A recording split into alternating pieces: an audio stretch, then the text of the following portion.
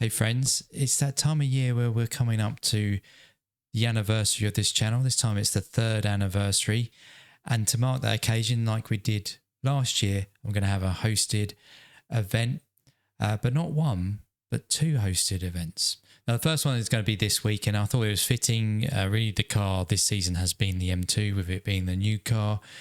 And I very much enjoyed it. It's been something quite different and a good challenge as well. So to finish off the season, make that hosted race. But where is it going to be? It's going to be here. You can't see that. There it is. Let me play that for you. And it's going to be a little bit different of a race, but great track here. We're going to be using the medium layout of Navarra rather than the full layout. Try and keep things nice and compact. If we get, I think I've got 21 cars here, but if we get that amount, then it will be busy and enjoyable. Nice and wide, so it's quite good for the M2 with the power that it has. Big braking zones as well. Some tight corners, which could prove challenge. There's a nice tyre barrier over there, which is very lethal. A little jump over as you cross the track. Give people plenty of room in these big braking zones, and we should have a good fun. Now, as you can see, for this race, it's damp conditions, and if I bring up the details, there you are. You can see it's going to be a 35-minute practice, which will be in the dry. Then I'm going to set it for it to rain heavy. In this test, I got it rain light, and it didn't quite work out. It was not wet enough come race. Rain heavy. The rain will stop in qualifying, so it will start to get quicker as qualifying goes on. And we get to the race. When it jumps to the race, the track will dry out further. So it's going to bring strategy into play. What tyre are you going to start the race on? Will you start on a wet tyre, start on a dry tyre? Hopefully, if I get it right, the wet tyre will be quickest to start off with. But how long would it stay the quickest for? Would it be good to start on the dry tyre and then be quicker later in the race, or start on the wet tyre and build up a gap? Because you might not want to pit to change tyres in this car, because it takes 34 seconds to change tyres. In going into the pits, you lose almost a whole lap. In my testing, almost a whole lap. So that might not be enough to make up if against someone who stays out on wets. Or so strategy to play. It will be open setup because the conditions are, I don't know exactly what they will be until we all get into the session. There'll be a bit of randomness to that. It could be fairly dry like this, or it could be a lot wetter. So just one thing to note on the setup is that if you use the baseline, just check the fuel, because I think in these conditions there wasn't quite enough fuel to go for a whole 45 lap race. But I had a lot of fun with the AI, so hopefully it'll be more fun with you guys, because I want to say thank you to the support you've given the channel. Back in the summer, we hit 1,000 subscribers, and I've been ecstatic at that. Being able to earn a tiny amount of money from ad revenue is not much. I didn't help myself by messing up my AdSense account, so wasn't earning anything for about a month, and then ill health has also meant I haven't been earning for quite a few weeks. It's not much anyway, so hopefully this is a good way of paying you back. But as I said, in celebration of your support, this is not the only thing that's happening. Another announcement is this. You might have seen some community posts that have been going out about the upcoming Formula One season. Well, I'm going to be running the Extric Racing Predictor League for those that love to make predictions on Formula One. And I find this much more interesting than fantasy Formula One.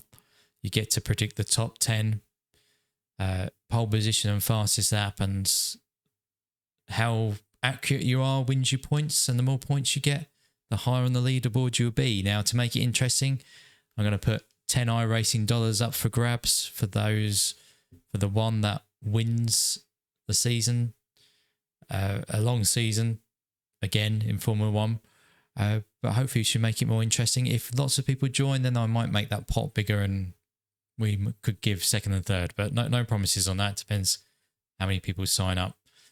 The link is there in the posts if you want to go, if you want to join. It's using an app called Superbru, who do this sort of thing for lots of other sports as well. If not, download the app and you can search for the pool with the code there that's on screen. And I'll put a link as well in the description of the video.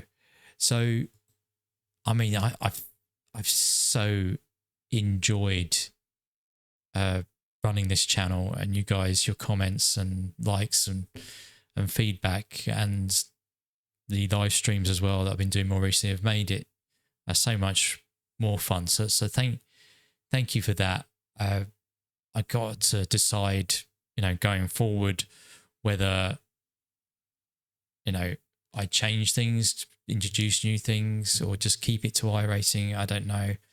So your feedback on what you want to see will be truly appreciated on that. But there's one more announcement coming your way, and it's going to be another hosted race. Let's go and see what that is. And here it is. It is going to be the Spec Racer Ford. No, scrap that. Super Formula Light. I don't know why I keep on saying it. It's because they both got 3 words. The Super Formula Light at Lime Rock Park, the classic layout. And this thing is fast around here, super fast. I've just done a few laps. I don't know what the track temperature is, but under 43 seconds is the lap I got after the tyres warmed up a bit. But I wanted to to have a Formula car as a host event, because, I do a lot of Formula car racing, and it's my highest iRating Formula cars. So, and, that's what got me into motor racing in my love of motor racing in first place. But I was thinking, what sort of endurance racing is there in a Formula car? And like the longest one there is on iRacing is the IndyCar 500, which normally takes over 3 hours. Now, it's not going to be that long. But what's the road equivalent of the Indy 500? Well, I thought this is pretty much it. But like the Indy 500, we're going to make it quite strategic as well. So I'm going to put up the details now. I'm going to call it the Extric Racing SFL LRP200, because it's going to be 200 miles, a password XR 200 miles. Already mentioned the car and the layout. The date, Friday the 4th of April at 7 GMT. Practice is going to be 15 minutes. Closed qualifying of 5 minutes, because it's not going to take long to do a few laps, 2 or 3 laps around here. And then the 200 miles equates to 136 laps. I'm going to have random cautions. I'm going to come up with a way. Hopefully I'll test this and it will be fine. We'll see. Of some sort of system that'll be random caution, so even I will not know. But I'll try and make the probabilities to be around a certain number of cautions in the race. I think I will also limit the fuel tanks on these, so it needs 2 or 3 pits in that. So 2 or 3 pits with cautions, it can completely mix up the strategy. The cautions will close gaps that are formed in the leaders. It will probably give lapped cars a chance to unlap themselves. I will enable Lucky Dog as well to do that. Single file restarts. It's going to be fixed setup. So if you're wanting to practice this, use the baseline setup, unless someone DMs me a much better one. But I think the baseline is fine. People will know the baseline setup. So that's that. Let me know if you're interested in any of the hosted events. I think why not give us an onboard to finish of my fastest lap around here, which is lap 7. Obviously, track conditions, you see how crazy quick it is. Track conditions will obviously have an effect. Tyre wear is quite high, but with the limited fuel tanks, we'll probably be pitting too often to be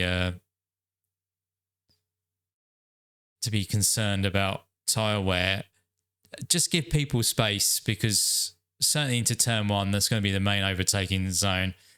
You know, give people space, you know, concede positions, make it clear if you're going for a position.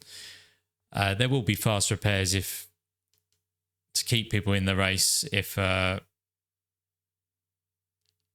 a concern. But yeah, hopefully these things are a good way of saying thank you to your support, and give you an opportunity to feedback about the channel and where I should take it in the future. But I haven't fully tested the Super Formula Light race, so I might change some things, but I will announce that near the time. Thank you, guys. I'll see you for week 13 very soon.